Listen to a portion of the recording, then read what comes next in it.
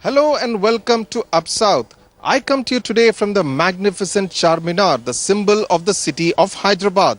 Over the next 4 days, I and my colleague Pratibha Raman will travel deep inside Telangana and Andhra Pradesh to get an accurate sense of what the two states are thinking this Lok Sabha election.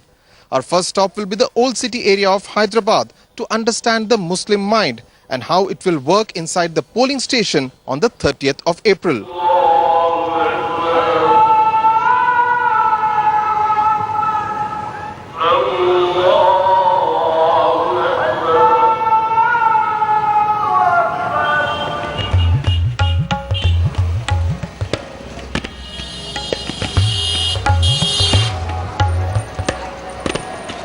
Adjacent to the Makkah Masjid and the Charminar is Lad Bazaar, home to some 150 bangle shops.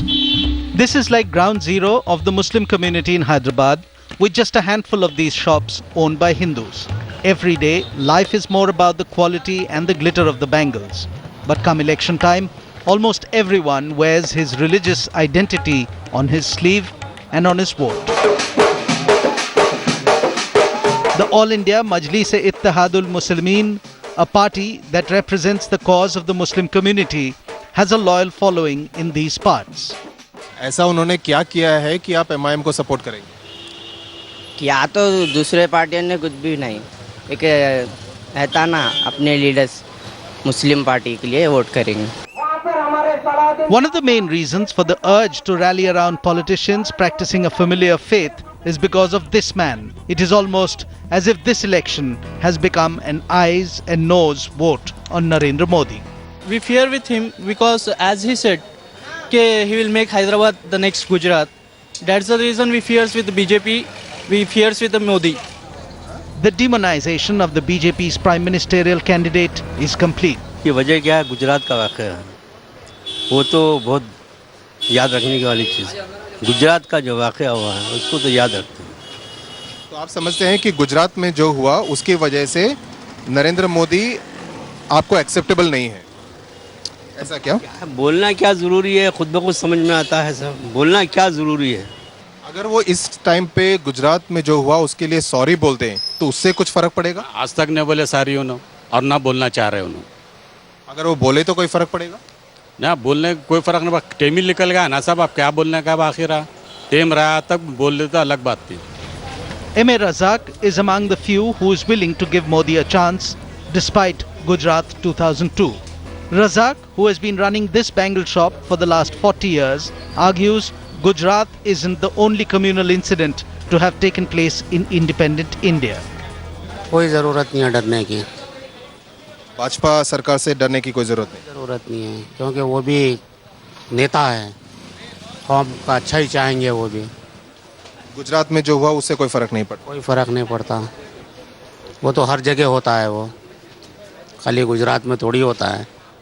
But a moderate line is not what sells in this season of polarization, which is why MIM leader Akbaruddin Owaisi, whose hate speech against Hindus in December 2012 landed him in jail last year, is a hero in the community. We travel to Chandrayanagutta, the constituency where Akbaruddin Owaisi is contesting. His casual demeanor and attire, a contrast to the kurta pajama sherwani loving political tribe. His aggressive approach clearly has a fan following in these narrow bylanes. This young boy, for instance, has prepared a scrapbook with photographs of members of the Owaisi clan, and a flattered Owaisi makes it a point to appreciate it. Hindustan में जब विनोद कटियार, मुरली मनोहर जोशी और जैसे अपने अमित शाह सब बोल सकते तो अकबरुद्दीन ओवैसी साहब को भी दायरे में रह के बोले. In his speech, Akbaruddin Owaisi had dared Modi to come to Hyderabad. Playing on his image as a politician who knows no fear, Owaisi is dismissive of the Modi bogey while batting in his own backyard.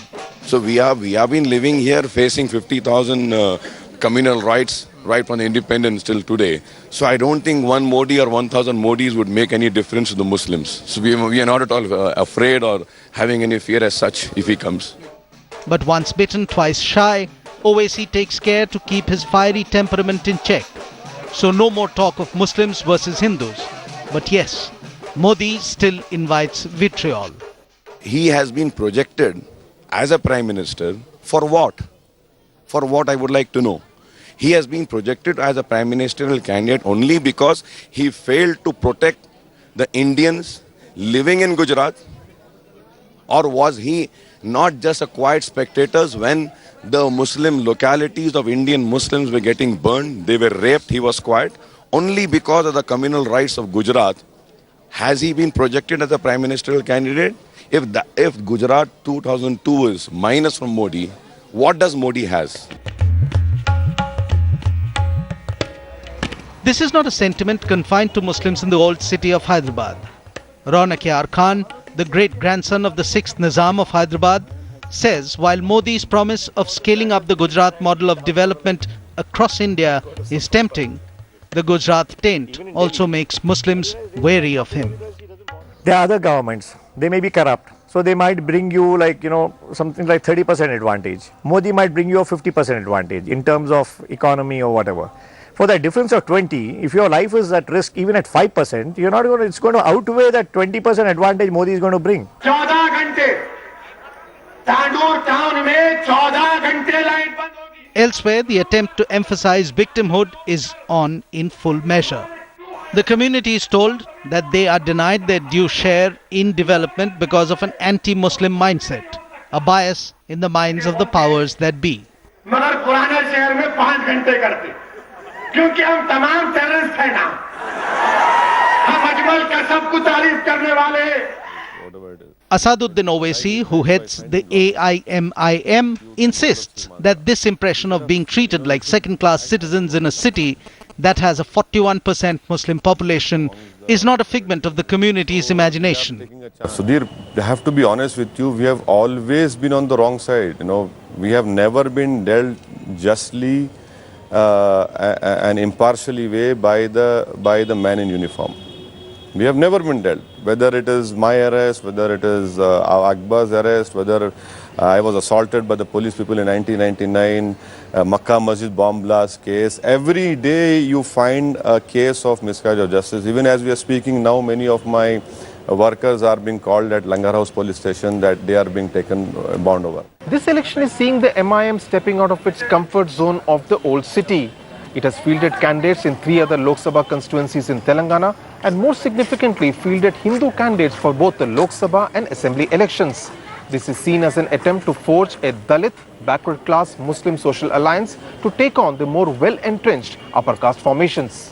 There's no doubts about it. We represent more about the Muslims, and the reason for that is that the most backward people are the Muslims, according to the Sachar Committee report also. And now that we want to also raise the issues, because in old city we have lots of SCs and STs also who are coming together with us and they want us to represent, and we have been representing for the SC/ST sub-plan. Which is why Naveen Yadav is the MIM candidate in the Jubilee Hills Assembly constituency. The intention is to add the backward caste vote to the party's Muslim vote bank to expand the party into virgin territory, hoping the chemistry between the different socially weaker sections will change the arithmetic and grammar of politics in Hyderabad. I belong to BC community and a Hindu candidate. It will be a big asset to the party that none of the other parties are giving any chances. In one of the Telangana districts where I was travelling, I was privy to a conversation where a leader told her supporters to ensure that there are at least 15 Muslim men and women accompanying her every day, compulsorily wearing the veil and the skull cap. Clearly the intention was to show to the public and the TV cameras that the community was with her. Clearly the political parties look at the Muslim community as nothing more than a vote bank to be easily seduced by such gimmicks. But analysts believe winds of change are blowing, even if at slow speed. The new social engineering that is taking place is, earlier Muslims were vote bank for other parties. Now here is an initiative that Muslims themselves are taking initiative through a political means to take others into their fold. Now earlier the Muslim community's approach was that they are all Hindus. They will not come with us. It will be interesting to watch how this electoral Hindu-Muslim Jugalbandi fares in Hyderabad. Time for a break on Up South. After the break, Pratibha Raman will travel to a very different part of Greater Hyderabad. Malkajgiri. Yes, that's right. Malkajgiri is India's largest Lok Sabha constituency with at least around 30 lakh voters. And here, the demographics is way different from what you saw in the old city of Hyderabad. We are now on our way to the Malkajgiri Lok Sabha constituency, a place that includes some bit of Hyderabad and some bits that aren't part of the common capital area.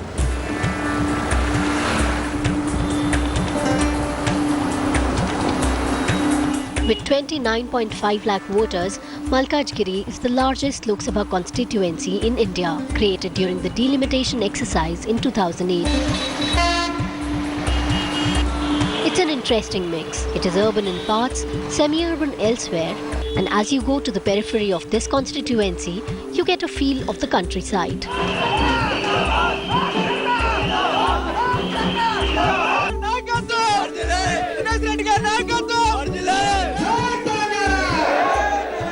But what makes the election in Malkajgiri an affair to remember is the profile of the dramatis personae.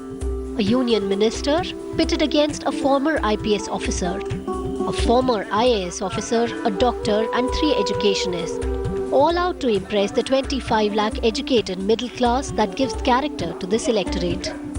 Malkajgiri technically is part of the new Telangana state, but the fate of the candidates here will be decided by those originally from Seemandhra who are settled here in Hyderabad. They form nearly 70% of the electorate, and no wonder this place is also referred to as an Andhra conclave within Telangana. And parties like the YSR Congress as well as the TDP, dubbed as Andhra parties by the TRS, are active here in the electoral fray.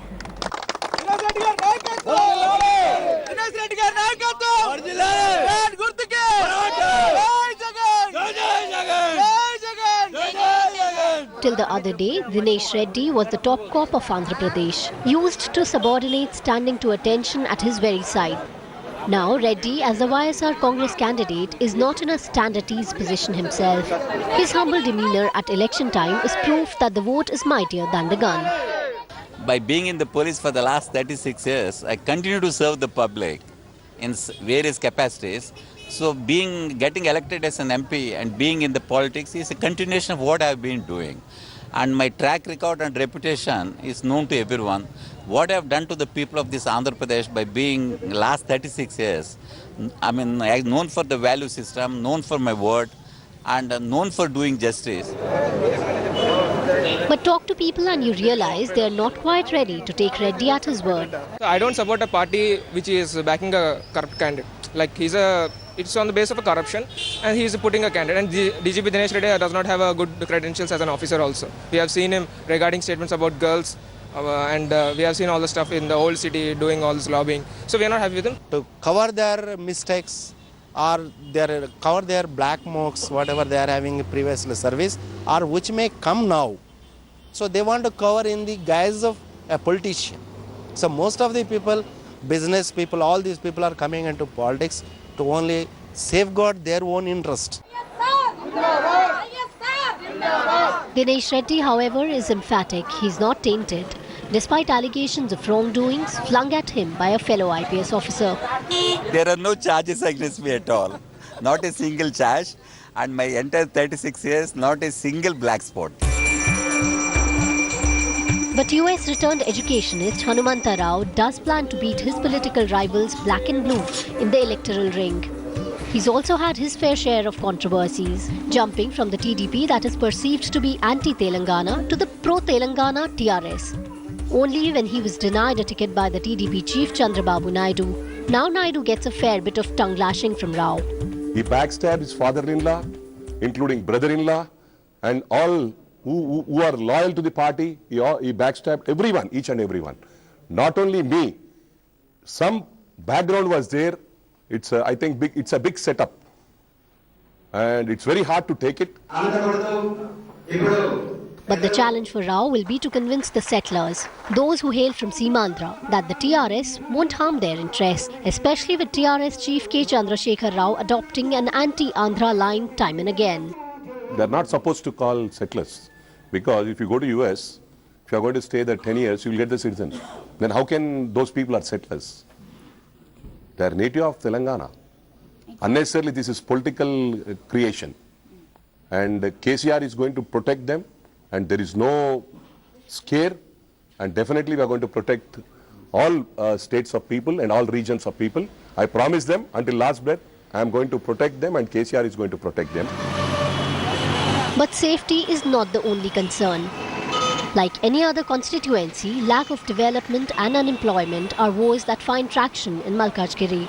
First of all, there is no proper development, and also the people, they don't have complete ideas. I mean, they don't have sufficient water, and also for the people like farmers, they don't have the electricity because they are due to loss of, I mean, there is no proper electricity, there is no proper water, and also farmers are they are facing a major problems, and also the students over there are no proper school. Which is why the other professionals turned politicians are promising to address the Bijli, Sadak and Pani issues. 40% of the water is wasted due to pipeline leakages. So if you modernize the pipeline, 40% of the water can be saved. Number two, Hyderabad falls within the sub-basin of Krishna and Godavari rivers. The Krishna phase 3 should be completed. Godavari river can be brought here. 4,000 TMCs of Godavari water is simply left into the ocean. If you can bring them only 20 TMC of water, you can provide 24-hour water supply. It costs only 10,000 crores, but the government never bother. Nageshwar is banking on Malkajgiri's aware electorate to connect with candidates who are not run-of-the-mill politicians. Another one from the same stable is Lok Sabha Party's Jai Prakash Narayan. This doctor turned IAS officer turned politician was elected MLA in 2009 from Kokatpalli, an assembly segment that forms part of Malkajgiri Lok Sabha seat. JP, as he is called, is banking heavily on his clean image and his roots in coastal Andhra town Vijayawada to appeal to the voters.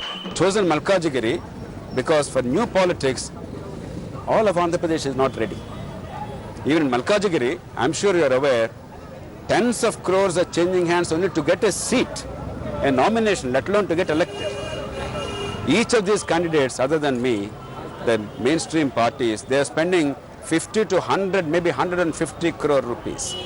Now, only in Malkajgiri, it is possible to change it because 85% of the people are young people, educated people, people who understand their future. Therefore, they will not be swayed by money power or liquor or this partisanship of caste, region or language or religion, and they will not be swayed by the freebies offered by other parties. JP is not the only doctor out to cure Malkajgiri's ailment. The Aam Aadmi Party has fielded a not-so-armed doctor as its candidate. Dr. Sudhakiran is the grandson of former Prime Minister, the late P.V. Narasimha Rao. Interestingly, even as he has shunned the Congress hand and gave his stethoscope a break to pick up the broom, Sudhakiran pitches P.V. as the original Aam Aadmi. Ideals are same. You know, that platform and every person should have some, get some platform. At that platform, the Congress or where he was working, he was a very good, platform for him at that time. But today, there are so many changes happened. For example, I'll just quote a small example. You are using a BSNL landline years back with that everything, making dial. Now you change it. You're just going with a remote, mobile phones, and the concepts are changed. The thing is same, the concepts are changing. Now we have to switch to the to what exactly is needed. At one point in time, Chandrababu Naidu was toying with the idea of contesting from Malkajgiri himself. His TDP candidate now is educationist Malla Reddy, who scores high in terms of recall value as he has 7 institutions in Malkajgiri. But when it comes to politics, he has zero experience. इतना सारा लाखों को बच्चों को engineer बनाया और अभी political में सेवा करने को तो और इजी है हमारे लिए तो वो एक्सपीरियंस ही बस है पॉलिटिशियन बोले तो कोई स्पेशली उसको ट्रेनिंग लेने का जरूरत नहीं है ना हम देखो पूरा हमारे पास 6000 टीचर्स लोग हैं और नॉन टीचिंग 4000 लोग हैं हम 10,000 लोगों को तो हम उपाधि दे रहे हैं ना इनडायरेक्ट तो उपाधि है ना सैलरी दे रहे हैं ना सबको हेल्प दे रहे हैं ना इतना बड़ा सेवा कर रहे हैं इंस्टीट्यूशन चला बोले तो एक संस्था चला रहे पूरा इसलिए ये सेवा वो सेवा से बड़ा नहीं है ये ईजी है हमारे लिए. With at least 30 candidates to choose from, Malkajgiri has a problem of plenty. But they would hope that the candidate who finally wins brings plenty of goodies to the constituency. That's it then from Hyderabad on this episode of Up South. See you tomorrow as we travel to another part of Telangana to hear new voices and different thoughts. Thanks for watching.